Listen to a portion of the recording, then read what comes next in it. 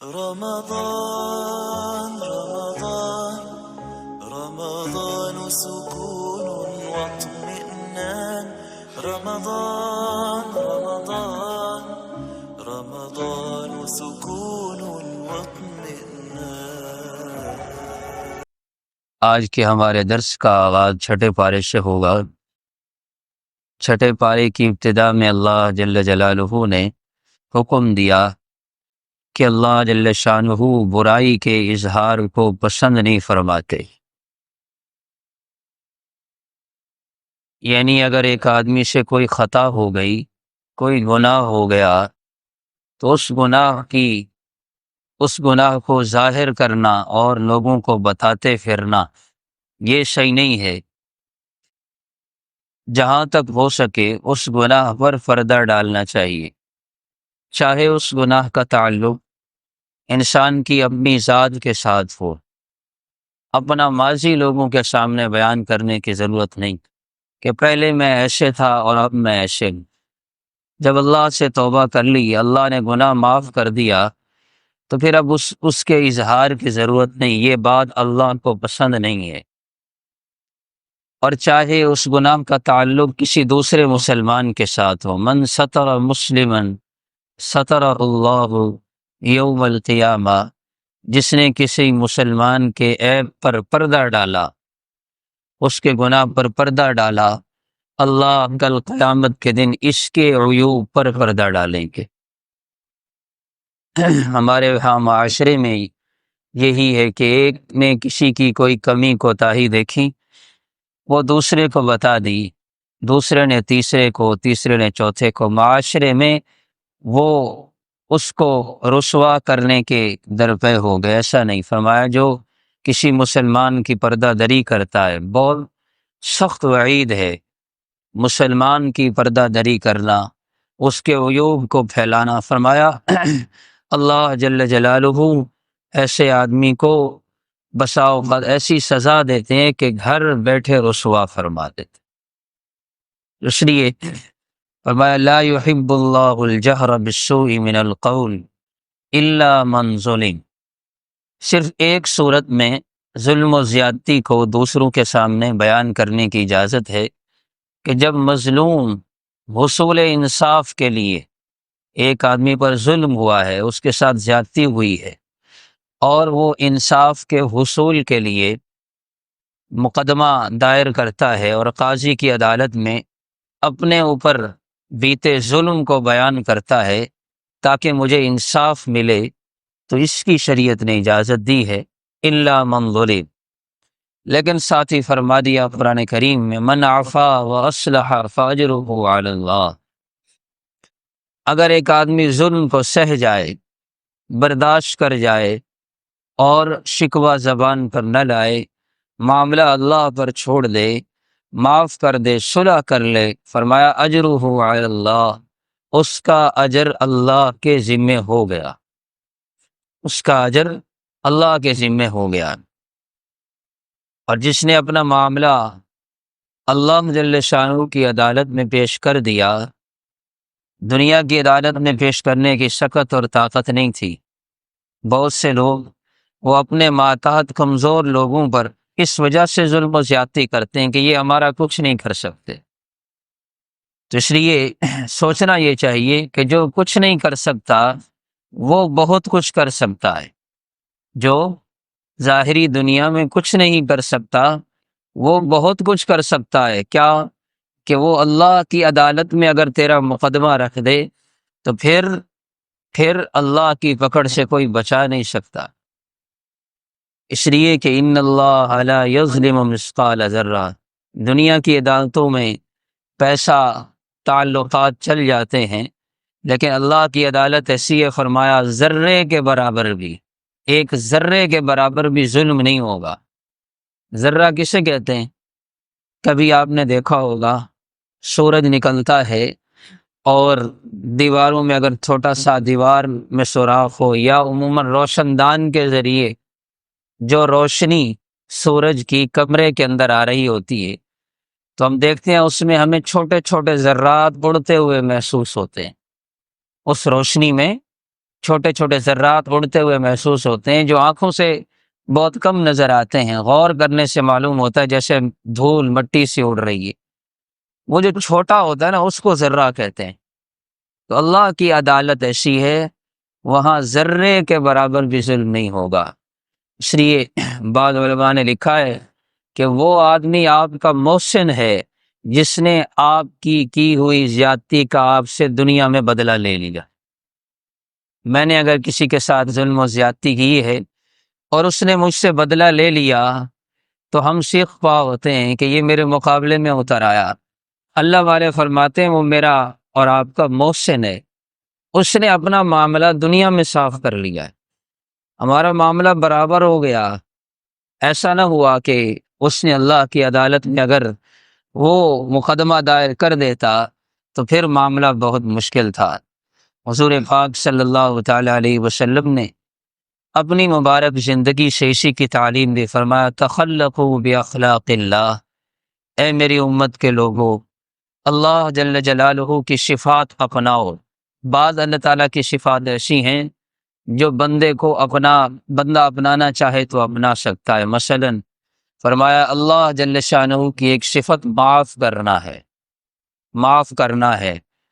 تو انسان کتنے گناہ کرتا ہے صبح سے لے کر شام تک، اللہ جل شانہ ہر گناہ کو، فرمایا قرآن کریم میں عجیب بات ہے، وما اصابکم من مصیبت فبما کسبت ایدیکم۔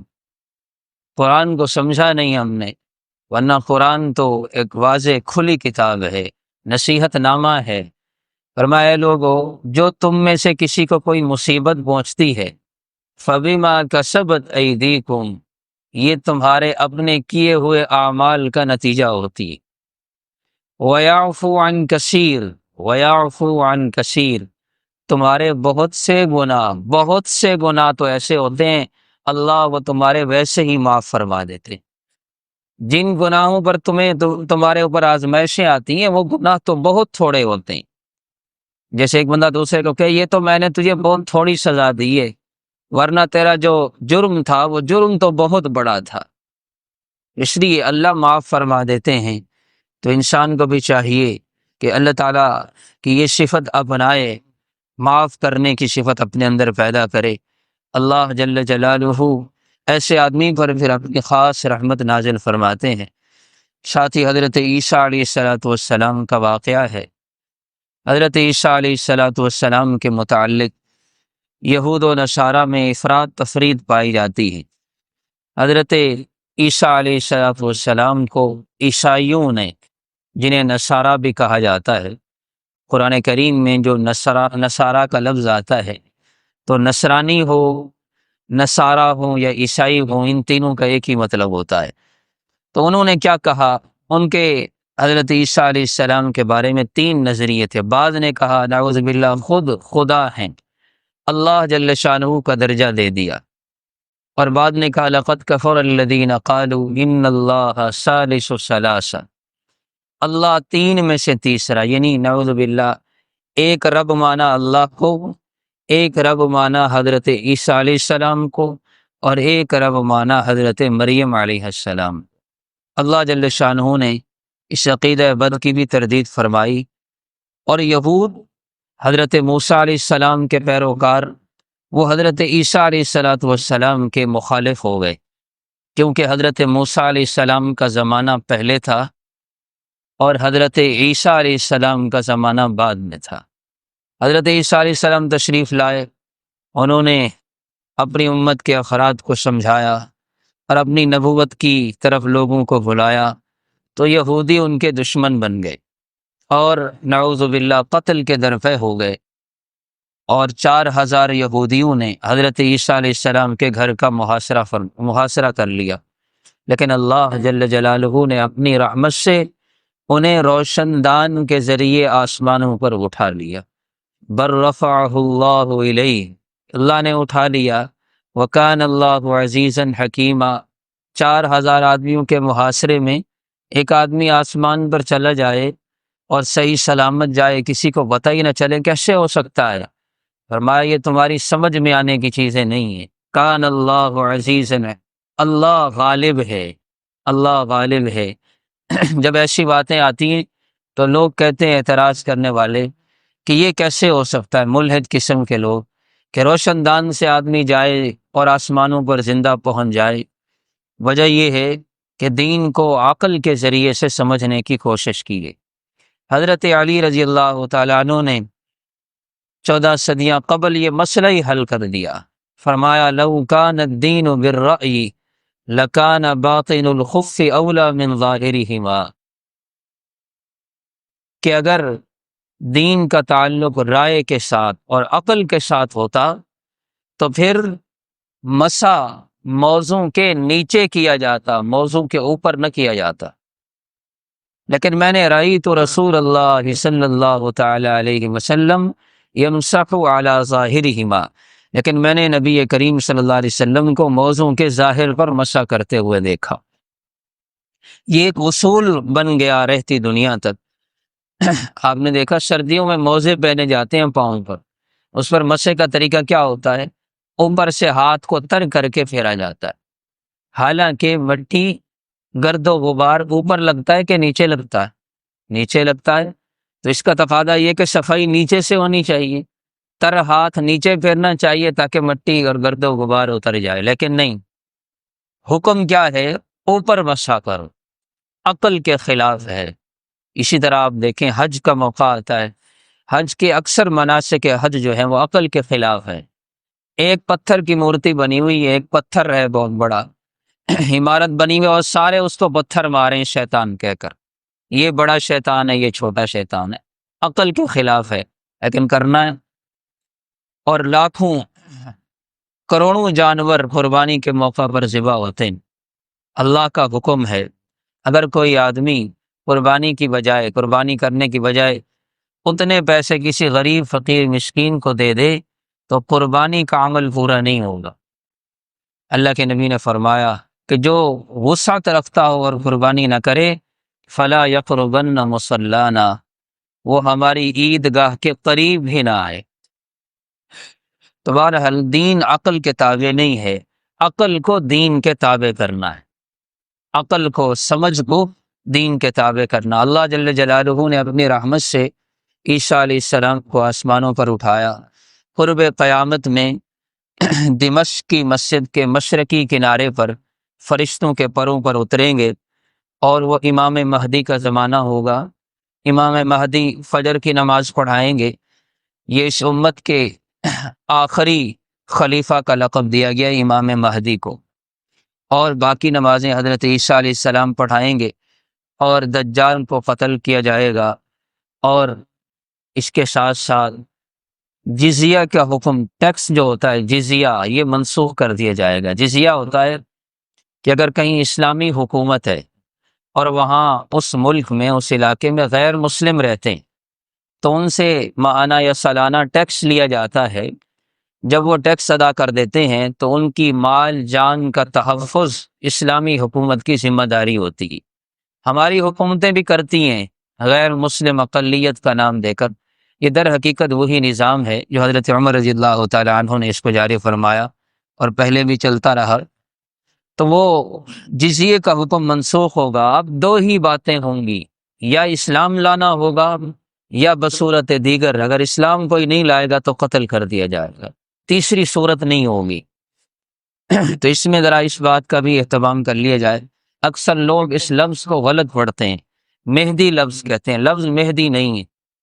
عربی زبان اور گرامر کے حساب سے یہ قطعاً سراسر غلط لفظ ہے۔ لفظ ہے مہدی، اہدا یہدی اہداءً سے ہے۔ مہدی کا معنی ہوتا ہے ہدایت یافتہ، جسے اللہ نے ہدایت عطا فرمائی۔ تو یہ مہدی لفظ یہ غلط ہے، لوگوں کو اس کا علم نہیں ہے، وہ اس کو غلط تلفظ کے ساتھ پڑھتے ہیں۔ لفظ کیا ہے اصل میں؟ مہدی، میم کے زبر کے ساتھ۔ اللہ جل جلالہ ہم سب کو اپنی تمام احکامات پر عمل کرنے کی توفیق عطا فرمائے۔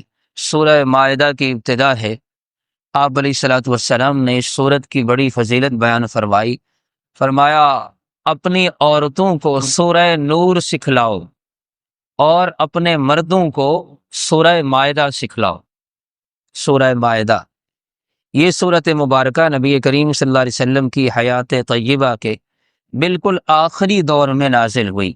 اس کا کچھ حصہ صلح حدیبیہ کے موقع پر، کچھ فتح مکہ کے موقع پر، اور کچھ حجۃ الوداع کے موقع پر نازل ہوا۔ اور یہ مردوں کو سکھلانے کا حکم کیوں دیا گیا؟ اس صورت میں مسلمانوں کے سیاسی، سماجی، معاشی مسائل کے متعلق تفصیلی ہدایات موجود ہیں۔ سیاسی مسائل کا حل بھی ہے، سماجی کہ سماج میں، معاشرے میں جو مسائل پیدا ہوتے ہیں ان کے حل کا طریقہ کیا ہے۔ ہمارے لیے المیہ یہ ہے کہ ہم قرآن کریم کو سمجھنے کے لیے وقت نہیں نکالتے۔ اگر میں اور آپ قرآن کریم کو سمجھ کر پڑھنا شروع کر دیں تو انسان حیران ہوگا کہ اللہ نے کیسے کھول کھول کر قرآن کریم میں ہدایات اور احکامات بیان فرمائے ہیں۔ 30 سال عمر ہو گئی، 40 سال عمر ہو گئی، پڑھتے ہیں ایاک نعبد و ایاک نستعین، لیکن حقیقت دل میں نہیں اتری اور اس کا ادراک دل میں نہیں ہوا کہ میں کہہ کیا رہا ہوں۔ بعض اللہ والوں کے بارے میں آتا ہے کہ جب وہ پڑھتے تھے، غالباً حسن بصری رحمۃ اللہ علیہ کے بارے میں آتا ہے، ایک دن نماز پڑھا رہے تھے، نماز کے دوران جب یہ آیت مبارکہ پڑھی ایاک نعبد و ایاک نستعین، غش کھا کے گر گئے، بے ہوش ہو گئے۔ بعد میں جب افاقہ ہوا تو کسی پوچھنے والے نے پوچھا کہ حضرت آپ نے یہ آیت پڑھی اور اس پر بے ہوش ہو گئی، اس کی کیا وجہ ہے؟ فرمایا کہ میرے دل میں اللہ کا خوف ایسا آیا کہ میں جو زبان سے کہہ رہا ہوں، میں جو زبان سے دعویٰ کر رہا ہوں، کیا یہ دعویٰ میرا دل اس کی تصدیق کر رہا ہے کہ نہیں کر رہا؟ میں جھوٹ تو نہیں بولا، زبان سے کیا کہہ رہا ہوں؟ اے اللہ، ہم تیری ہی کی عبادت کرتے ہیں، تجھ ہی سے مدد مانگتے ہیں، کہیں میں اپنے اس دعوے میں جھوٹا تو نہیں ہوں۔ تو اس لیے ایمان والوں کو وعدوں کے پورا کرنے کا حکم دیا، اوفو بالعقود، اے ایمان والو اپنے وعدے کو، معاہدے کو پورا کرو۔ وعدہ خلافی کرنا یہ منافق کی نشانی ہے۔ فرمایا منافق کی نشانی کیا ہے؟ ایک اس کی نشانی یہ ہے اذا وعد اخلف، منافق جب وعدہ خلافی کرتا ہے تو جب وعدہ کرتا ہے تو وعدہ خلافی کرتا ہے، اور کل قیامت کے دن یہ وعدہ خلاف آدمی جب میدان محشر میں اللہ کی بارگاہ میں پیش ہوگا، اس کی پشت پر ایک جھنڈا لگا ہوگا، اور وہ جھنڈا علامت ہوگا اس بات کی کہ یہ وہ آدمی ہے جو دنیا میں رہتے ہوئے وعدہ خلافی کرتا تھا، معاہدوں کو توڑتا تھا، وعدے کا پاس نہیں رکھتا تھا۔ اللہ تعالیٰ اسے سب کے سامنے، اولین و آخرین کے سامنے رسوا کریں گے۔ اس لیے بہت سے مسائل ہوتے ہیں، کاروباری معاملات ہوتے ہیں، وعدہ کر لیا جائے تو پھر اس وعدے کو پورا کرنا چاہیے۔ اسے کہتے ہیں نا مسلمان کی ایک زبان ہوتی۔ ایک حدیث میں آتا ہے، فرمایا کہ اگر ایک آدمی نے وعدہ کیا اور وعدہ کرتے وقت اس کی نیت یہ تھی کہ میں اس وعدے کو پورا کروں گا، اور پھر موقع پر کوئی پریشانی ہو گئی، کوئی مسئلہ بن گیا، تو پھر اس نے اپنی وسعت کے مطابق کوشش کی لیکن وعدہ پورا نہ کر سکا، تو جس سے وعدہ کیا ہوا ایک تو اس سے معذرت کر لے اور اللہ سے استغفار کر لے، تو اللہ جل شانہ اس وعدہ خلافی کے گناہ کو معاف فرما دیتے ہیں۔ مجبور ہے، ہو جاتا ہے۔ ساتھ ہی اللہ جل جلالہ نے دین کی تکمیل کا قیامت تک کے لیے اعلان فرما دیا، الیوم اکملت لکم دینکم واتممت علیکم نعمتی ورضیت لکم الاسلام دینا۔ فرمایا آج کے دن، یہ کون سا دن تھا؟ یہ آیت ہجرت کے 10ویں سال حجۃ الوداع کے موقع پر 9 ذی الحجہ میدان عرفات اور جمعہ کا دن تھا، یہ نازل ہوئی۔ یہ وہ دن تھے جب مکہ اور سارا عرب فتح ہو چکا، لوگ جوق در جوق، جماعت در جماعت، گروہ در گروہ اسلام میں داخل ہو رہے تھے۔ اسلام کی شان و شوکت کے وہ دن تھے۔ اللہ نے یہ آیت نازل فرمائی۔ رئیس المفسرین حضرت عبداللہ ابن عباس رضی اللہ تعالیٰ عنہ فرماتے ہیں، احکامات کے اعتبار سے یہ قرآن کریم کی سب سے آخری آیت جس میں احکامات آئے وہ یہی ہے۔ فرمایا آج کے دن میں نے تمہارے لیے تمہارا دین مکمل کر دیا۔ دین حق اور نعمت الہی کا انتہائی معیار جو اس عالم میں بنی نوع انسانی کو عطا ہونے والا تھا، آج اس کی تکمیل ہو گئی۔ عقائد کے اعتبار سے، فرائض کے اعتبار سے، احکامات و اعمال کے اعتبار سے دین مکمل ہو گیا۔ لیکن دین کس کا ہے؟ دین کس کا ہے؟ اللہ کا ہے۔ لیکن اللہ نے کیا فرمایا؟ آج کے دن میں نے اپنا دین مکمل کر دیا۔ یہ نہیں فرمایا میں نے تمہارے لیے تمہارا دین مکمل کر دیا۔ بتلا دیا کہ اس دین کی اشاعت اور اس دین کی حفاظت اب تمہاری ذمہ داری ہے۔ پہلے دین کی اشاعت و تبلیغ کے لیے انبیاء آیا کرتے تھے، لیکن آج یہ ذمہ داری تم پر ڈالی جا رہی ہے۔ جیسے انسان جب کسی چیز کو اپنا سمجھتا ہے پھر اس کے لیے تگ و دو کرتا ہے اور اس کے لیے محنت کرتا ہے، ہر پریشانی برداشت کرتا ہے، اور جب کسی چیز کو اپنا نہیں سمجھتا تو پھر وہ نقصان ہو رہا ہو تو اس کو پریشانی نہیں ہوتی۔ حضرت عمر رضی اللہ تعالی عنہ جب یہ آیت مبارکہ نازل ہوئی، زاروں قطار رونے لگے۔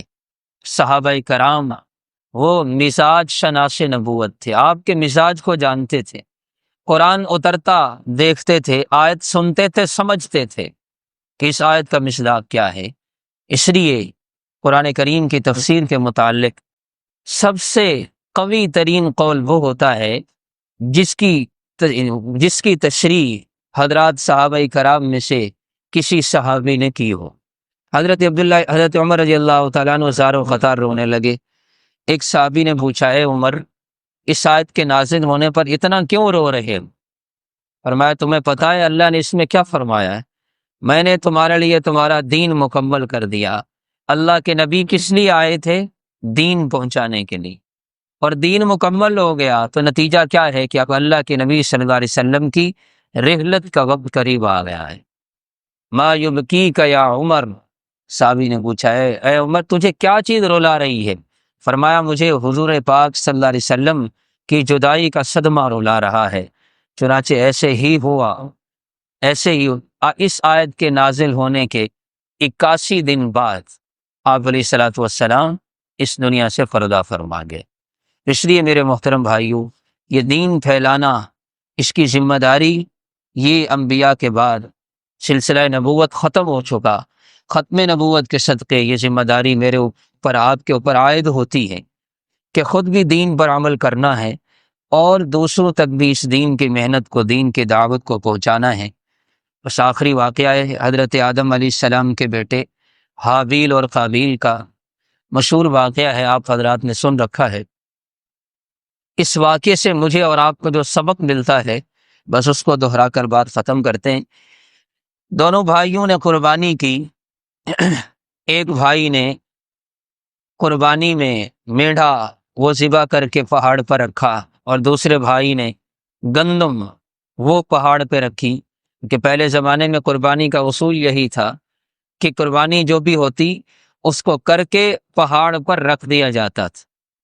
صدقہ خیرات، اللہ تعالیٰ کی طرف سے آسمان سے آگ آتی اور جس کی قربانی اور صدقہ خیرات کو جلا جاتی تو یہ نشانی ہوتی کہ اس کا یہ صدقہ اللہ کی بارگاہ میں قبول ہو گیا، اور جس کی قربانی وہ نہ جلتی تو یہ نشانی ہوتی کہ یہ اللہ کے ہاں قبول نہیں ہے۔ قبول اور غیر مقبول ہونا، مقبول غیر مقبول کا فیصلہ دنیا میں ہو جاتا۔ یہ تو اللہ نے کتنا انعام فرمایا ہمارے اوپر، اللہ نے اس امت پر پردہ ڈال دیا۔ تو جو بھی صدقہ اور خیرات اللہ کی راہ میں کرتا ہے، دنیا میں فیصلہ نہیں ہوتا، آخرت میں جو ہوگا سو ہوگا۔ دنیا میں اللہ نے رسوائی سے بچا دیا۔ تو قابیل نے حابیل بھائی کو قتل کر دیا۔ اب اس موقع پر ایک جملہ فرمایا حابیل نے، اس نے کہا کہ دیکھو بھائی، میری قربانی اللہ نے قبول کر لی، تمہاری قبول نہیں ہوئی، وجہ اس کی کیا ہے؟ بس یہ وجہ ہم نے سمجھنی ہے۔ وہ کہنے لگا انما یتقبل اللہ من المتقین، کہ بھائی اللہ صدقہ خیرات ہر ایک کا قبول نہیں کرتے، جس کے دل میں اللہ کا خوف ہوتا ہے نا، اس کا عمل اللہ کے ہاں قبول ہوتا ہے، اس کا عمل قبول ہوتا ہے۔ روزہ کس لیے ہے؟ لعلکم تتقون، تم متقی ہو جاؤ۔ جنت کس لیے ہے؟ اعدت للمتقین، جنت اللہ نے کس کے لیے بنائی؟ متقیوں کے لیے۔ قرآن کیوں اتارا؟ ہدی للمتقین، یہ ہدایت ہے کس کے لیے؟ متقیوں کے لیے۔ تو اس نے کہا بھائی اللہ تقوی اور خوف والا عمل قبول کرتے ہیں۔ شری حضرت عامر ابن عبداللہ رضی اللہ تعالیٰ عنہ ایک صحابی ہیں، وفات کا وقت آیا تو رونے لگے۔ کسی نے پوچھا کیوں رو رہے ہیں؟ آپ نے ساری زندگی نیک اعمال میں گزاری۔ کہنے لگے میرے کانوں میں اللہ کا یہ ارشاد گونج رہا ہے، انما یتقبل اللہ من المتقین۔ تو اس خوف سے رو رہا ہوں کہ کہیں میرا عمل اللہ کی بارگاہ میں مردود نہ ہو جائے۔ عمل کی قبولیت، حضرت عبداللہ ابن مسعود رضی اللہ تعالیٰ عنہ فرمایا کرتے تھے میرا ایک عمل اللہ کی بارگاہ میں قبول ہو جائے، ایک عمل میرا اللہ کی بارگاہ میں قبول ہو جائے، یہ مجھے اس سے زیادہ محبوب ہے کہ ساری دنیا سونا بن کر مجھے دے دی جائے۔ مجھے اتنی خوشی اس پر نہیں ہوگی جتنی خوشی مجھے ایک عمل کے قبول ہونے پر ہوگی۔ اب عمل کی قبولیت کی نشانی کیا ہے؟ علامہ ابن جوزی نے لکھا ہے المعصیۃ بعد المعصیۃ عقاب المعصیہ والحسنۃ بعد الحسنۃ ثواب الحسنہ، کہ نیکی کے بعد دوسری نیکی کی توفیق مل جانا، ایک نیکی کے بعد دوسری نیکی کی توفیق مل جانا، یہ پچھلی نیکی کے اللہ کے ہاں قبول ہونے کی علامت ہے۔ کہ پچھلا سبق وہ سنا دیا، پچھلا عمل اللہ کے ہاں قبول ہو گیا، اس کا پہلا اجر اللہ نے یہ عطا فرمایا، اللہ نے اگلے عمل کی توفیق دے دی۔ ایک نماز کے بعد دوسری نماز کی توفیق ہو جائے، ایک روزے کے بعد دوسرے روزے کی توفیق ہو جائے، ایک تراویح کے بعد اگلے دن کی توفیق مل جائے، تو سمجھ لیں کہ الحمدللہ اللہ نے ہمارا پچھلا عمل قبول فرما لیا۔ اللہ تعالیٰ جو کچھ کہا سنا ہم سب کو عمل کی۔ اللہم لک الحمد کلہ ولک الشکر کلہ، اللہم لا نحصی ثناء علیک انت کما اثنیت علی نفسک، جزا اللہ عنا سیدنا و مولانا محمدا وآلہ رب ارحمہما کما ربیانی صغیرا، صلی اللہ تعالی علی خیر خلق محمد وآلہ وصحبہ اجمعین۔